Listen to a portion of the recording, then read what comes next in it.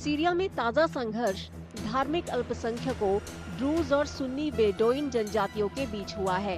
ये झड़प दक्षिणी स्वेदा में हुई है। इजराइल ने बुधवार को ड्रूज समुदाय की रक्षा के नाम पर सीरिया की राजधानी दमिश्क के बीचों बीच रक्षा मंत्रालय और दूसरे ठिकानों पर बमबारी की। ड्रूज संप्रदाय की शुरुआत 10वीं सदी में शिया इस्लाम की शाखा इस्माइलिज्म के रूप में हुई थी। दुनिया भर में करीब 10 लाख ड्रूज हैं। इनमें आधे से ज्यादा सीरिया में रहते हैं। बाकी लोगों में ज्यादातर लेबनान और इजराइल में रहते हैं, जिनमें गोलान हाइट्स भी शामिल है। इसे इजराइल ने 1967 के युद्ध में सीरिया से छीन लिया था और 1981 में अपने कब्जे में ले लिया था। And it very well fits into Israel's, I should say, under the garb of protecting Druze communities.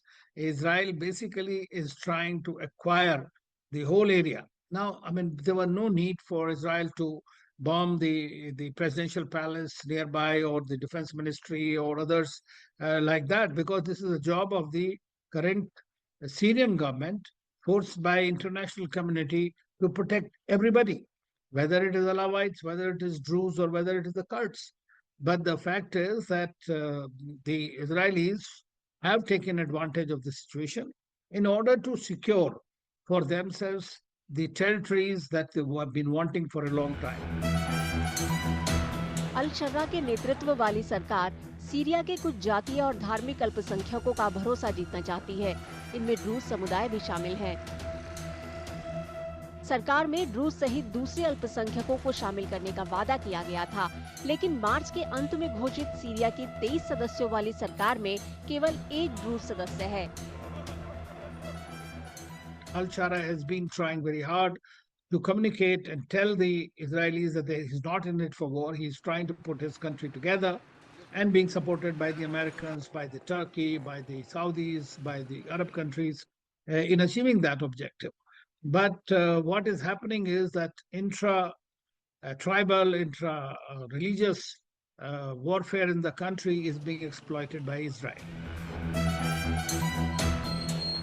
Israel Syria में ड्रूज समुदाय को अपना वफादार और खुद को ड्रूज का रहनुमा बताता है। इजराइल ने दमिश्क पर हमले को ड्रूज समुदाय की सुरक्षा और इस्लामी आतंकवादियों को इजराइल की सीमा से दूर रखने के कदम के रूप में पेश करने की कोशिश की है। अमेरिका ने हाल में इजराइल और सीरिया के बीच संघर्ष को दोनों देशों के बीच गलतफहमी का नतीजा बताया है। It's complicated, obviously.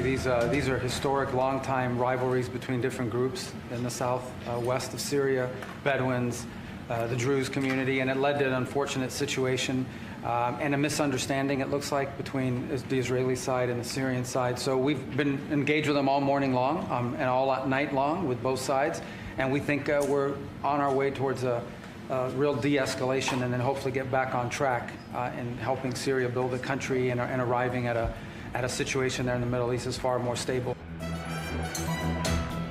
इस बीच गुरुवार को भारी संख्या में सीरियाई सैनिक दक्षिणी प्रांत स्वेदा से वापस लौट गए। ड्रूज अल्पसंख्यकों के साथ कई दिनों तक झड़प के बाद ये कदम उठाया गया है। सीरिया के अंतरिम राष्ट्रपति अहमद अल शरा ने युद्ध विराम का ऐलान किया है। इसके तहत स्वेदा में आंतरिक सुरक्षा बनाए रखने के लिए ड्रूज गुटों और मौलवियों को नियुक्त किया गया है।